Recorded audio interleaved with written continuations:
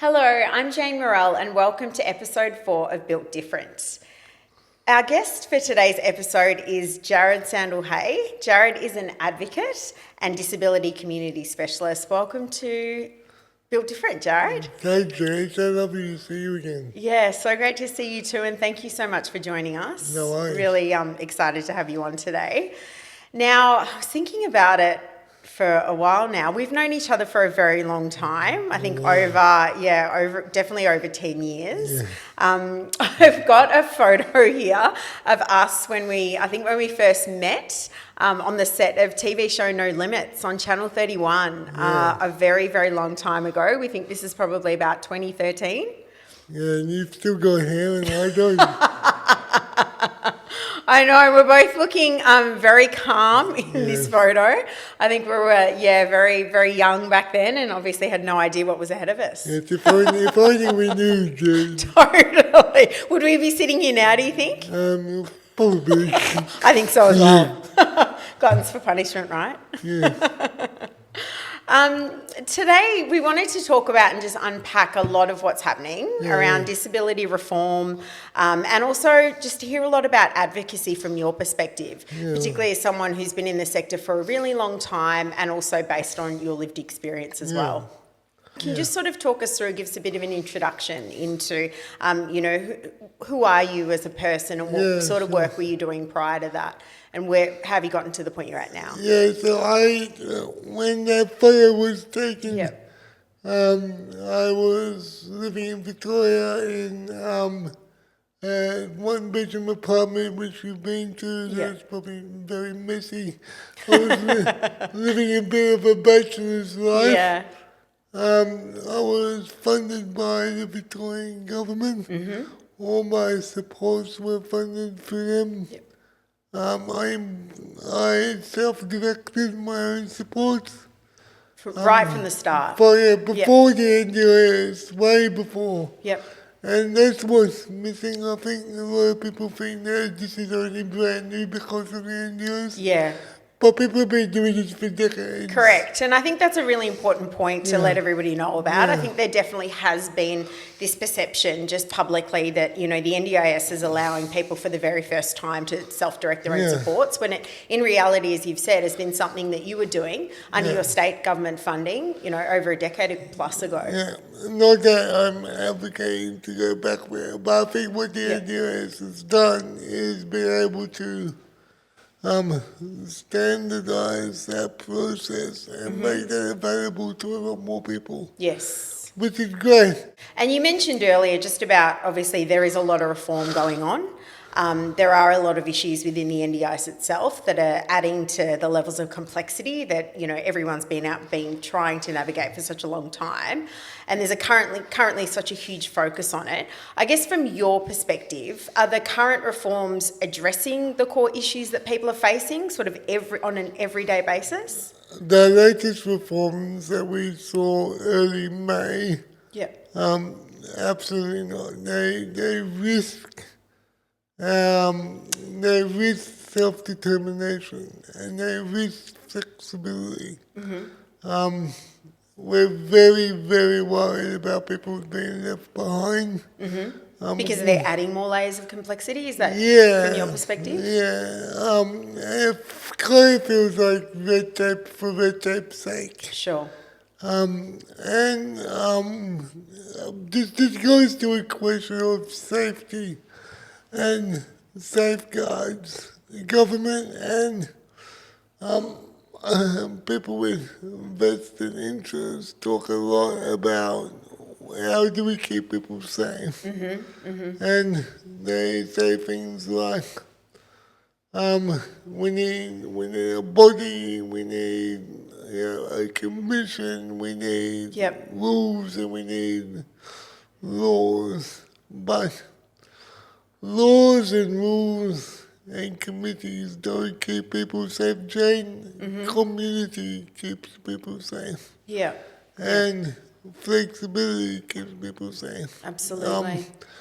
We know, and this argument between registered providers and non-registered providers, huge one. It's so binary. Mm-hmm. It's not helpful. Yep. And also, like, I will advocate to the day I die for people to use whatever support they want. So if they want to use registered providers, absolutely. Yep. But I'm just asking everyone else that for those who are not able to, because it's not a question of because we don't want to. Yep. It's a question of we're not able to use registered providers. So I'm just asking the government and the community to understand that I'm not, when people like myself who say unregistered providers are great, Yep. we're not saying that you're not allowed to use registered providers. But the people on the other side of that argument are threatening our choice and our control away from Yep. our registered providers who are also subjected to more than 200 safeguards around the country anyway. Yep. So you're just saying effectively that we are in a market where there are registered providers and there are unregistered providers. Yeah. And we just want to ensure that people have the opportunity to choose between those which suits their own lifestyle based on their own needs. Yeah. I mean, and when we talk about self-direction, you should have self-direction no matter what model you choose. Yep. The problem with, not the problem, the joy of innovation is that it's not a model. You can't model innovation. So when policymakers and decision makers say, well, what model should we use? Yeah. And, well, first of all, you already need Stifling choice. Yeah. Yep. You can't have a bit and we don't choose bad providers. No. We don't. It's not a choice. Yep.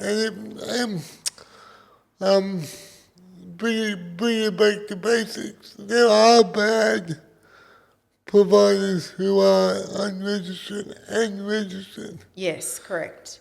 When we're talking about, we've been talking in previous episodes about how disability is only often discussed during moments of crisis or moments of reform. So we're obviously moving through that at the moment, and it's been, front of the media and front of everyone's mind generally in the community. What do you think from your perspective that this impact has with the public narrative that's going on for people living with disability and their families? I was thinking about this the other day. I was talking to one of my CEOs. What the biggest risk to all of this is that before the NDIS, people with disabilities only had dreams. They dreamed that they could work full time. They dreamed to get married. Yep. They dreamed to start a family. And what the NDIS allowed was those dreams to become plans. And what I fear now is and what I'm already saying is, in my community, there is a sense of resignation of, okay, that was cool, we had that for 10 years. Now our goals are over. And so a real fear that it's going to somehow be taken away? And we're going back to dreaming now. Right.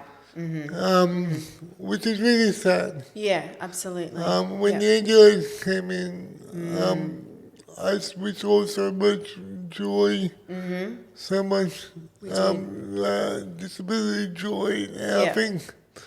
And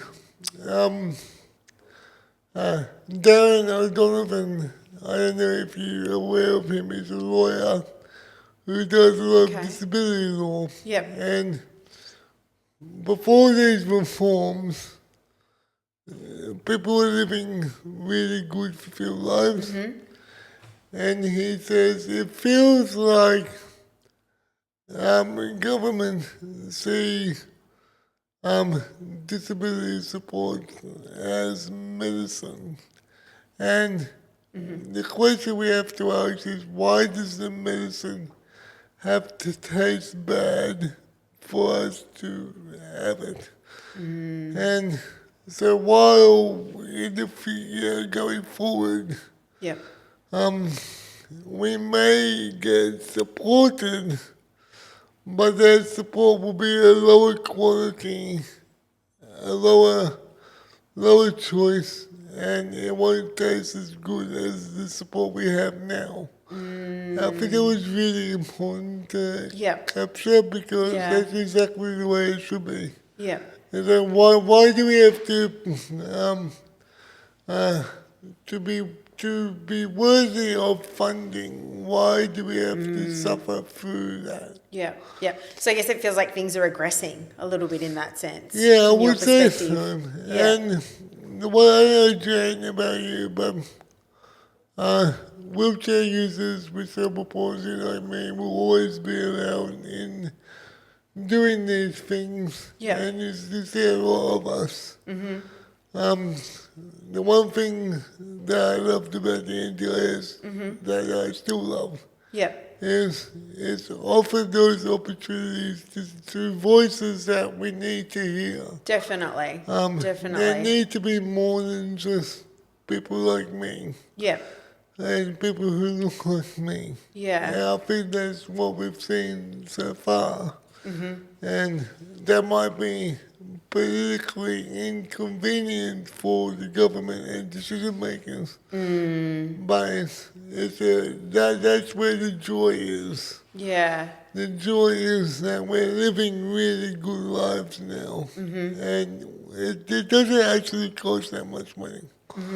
And I think that's the other side of the coin, isn't it? You know, we are so focused on the negatives and what's come out in the media and all the reforms that are going on. And as you mentioned, adding layers of complexity to layers of complexity, that we often forget to think about how far we've actually come. And the fact that people's lives have also improved remarkably by having an NDIS scheme. And will continue to, based on the fact that it exists, right? When we have lived in a world where it hasn't. And I mean, your work,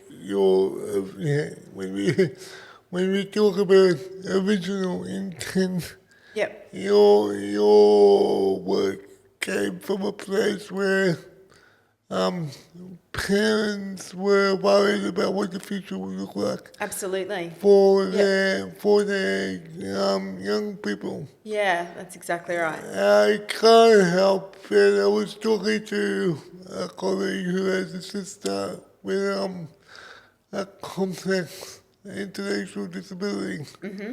And for the first time, their mum has to have all this freedom in her life because she's a mum now. She's not a support, she's not a carer. Or unpaid support worker. And she kind of doesn't know what to do with her life anymore. And which is lovely. Totally. But when these reforms came out, there was also a bit of resignation, like, oh well, that 10 years was lovely. I'm in my 80s now.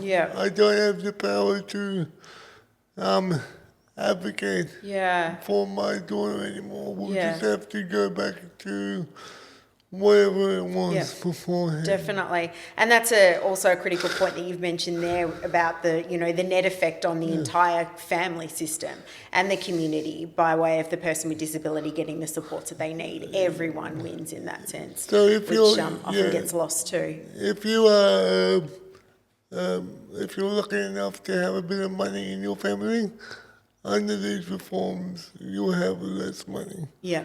If you are poor, you will be poorer.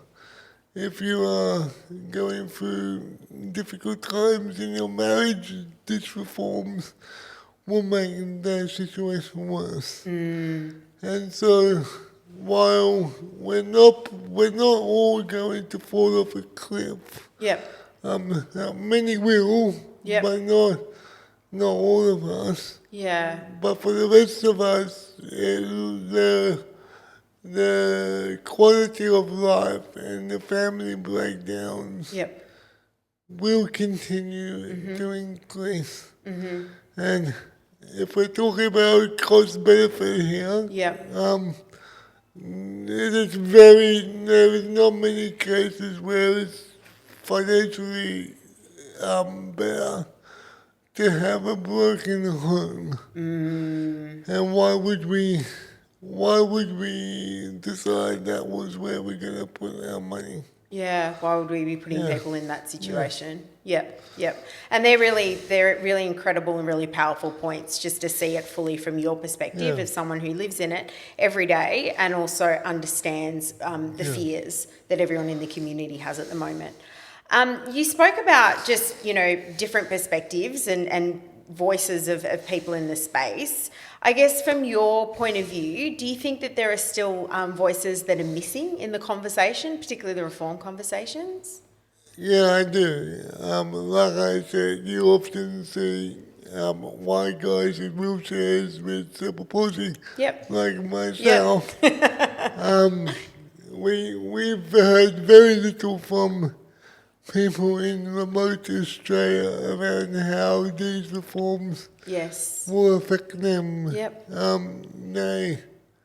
And most of the reforms are not culturally safe. And they're not. Great point. And it's not even a case of they will hurt people because Aboriginal communities and remote communities, they won't even engage with the NDIS anymore.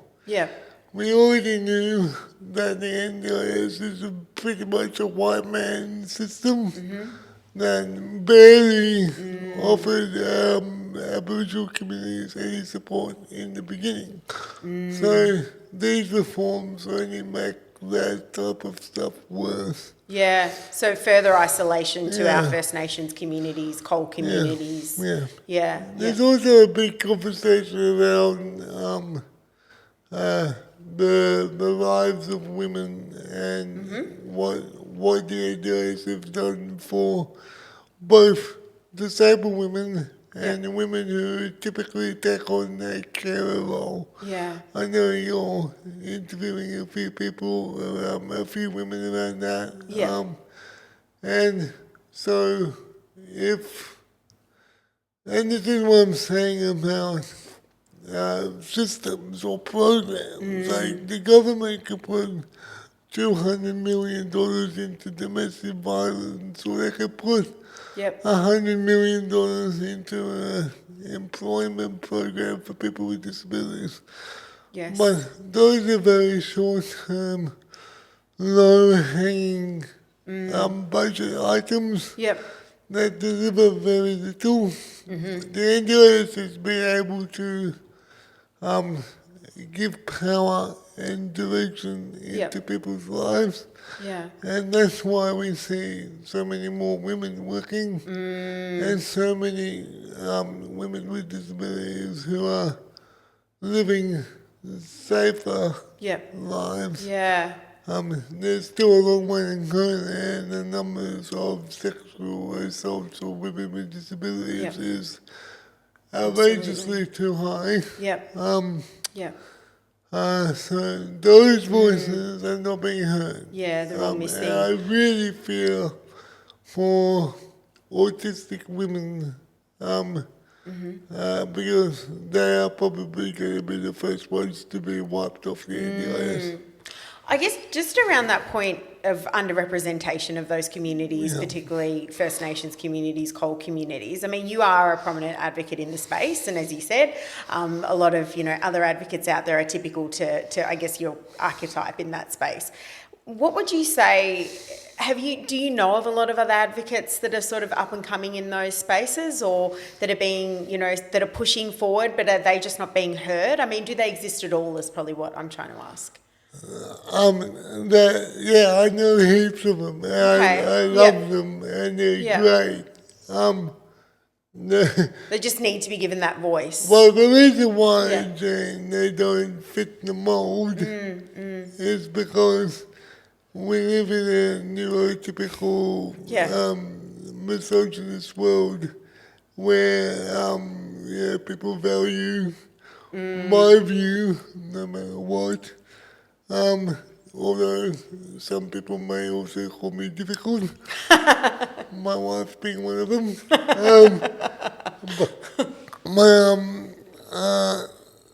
They don't fit the mold, and they are not. We are often far too focused on how people are saying something. Instead of focusing on what they're saying. And I think a lot of these people that I'm talking about have had their rights decimated for decades. And they're not playing nice anymore. And we have to respect that. To be uncomfortable is a place of privilege if you are a decision maker. And I think when strong activists and advocates make people uncomfortable, then they're not getting the airtime. Yeah. That's a really great point, and actually takes us to the next question about language. And I guess from your perspective, do you feel, or have you felt pressure, I guess ever and maybe more recently as an advocate, to actually soften your language and your approach to maintain relationships with, say, government bodies? And do you think that advocates in general just need to soften their language a bit to remain in certain rooms and certain conversations? I think advocacy is a multi-pronged approach. We need well-dressed, polite people to be able to sit in the room with government and say things like, well, from our point of view, we don't agree. And then we also need advocates and activists in the streets saying it how it is and telling their story. I believe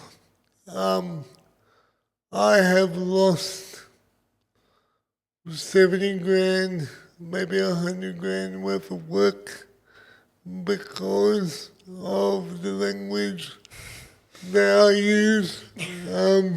Would you do it again? I do it now. Organizations that I work for receive letters and emails and complaints about something I said online. I do have to say though, Jane, those complaints have started to calm down a bit more. Okay. And we're finding a little bit more people are coming around to the things that I've been saying for a while. A long time. Maybe my problem is I just said it a little bit too early. But I think more and more people are coming around to... I'm meeting the moment. Yeah. Which is amazing, though, because wouldn't you say that is your role? And that's the role that, like you've said, you've played for years, well before all these reforms and all these waves of changes have come along. And I think if you're doing your job successfully as an advocate, which you are, is that people are now meeting you in that space. I guess when you had those conversations at, say, a government level, have you felt that you've needed to soften that specifically at all? Or has that been something that's come up? recently? I don't actually do a lot of government work. Okay. I'm after 2024. Yeah. Even people who are not as aggressive as I am, we've kind of been blacklisted anyway. Yeah. You know, the government don't really talk to people like me anyway. Well, I think in general, government are not speaking to the community at all. Yeah. So the idea that they would speak to someone like me, like, I know. Yeah. I am aware of where I belong. Yeah. And I know I'm not invited into the room, and nor do I really want to be there. Those rooms have become very much a case of this is the government's plan.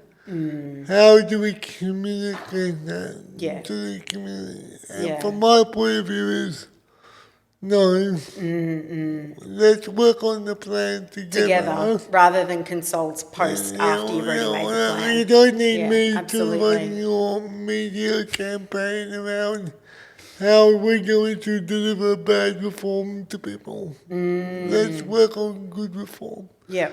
But there doesn't seem to be a lot of appetite from government to deliver meaningful consultation. Yeah. Yeah. Say we're doing consultation, but it's kind of happening in reverse. Basically, they've made up their mind. Yeah. And it's more help us deliver the message at the end point rather than be in the room from the outset. Yeah. Which is something that we need to change. And I don't hold any grudges, but we saw that in 2013, 2023 and 2022. Yeah. There were well-meaning advocates that believed what they were reading from the government. And they stood side by side with the government to say, no, this is really good. Yeah. I feel for them because now they've been burned. They've been burned by government. Yeah. And then they've been burned by community because community see them as just another talking piece from the government. Yeah. Definitely. Yeah, they're in a hard spot. They are. And so many people are, as you've mentioned, just with what people are moving through in their digesting of all these reforms and understanding the impact that it's actually going to have on their lives moving forward. And I guess within all that, there's a lot to think about. There's a lot to navigate. As you said, you live and breathe it every single day. You are very future focused, so you are thinking about the future. And when you are thinking about that, what gives you the most hope right now? It sounds a bit woo-woo, but the revolution of disabled people and disability joy and disability justice will prevail. Yeah.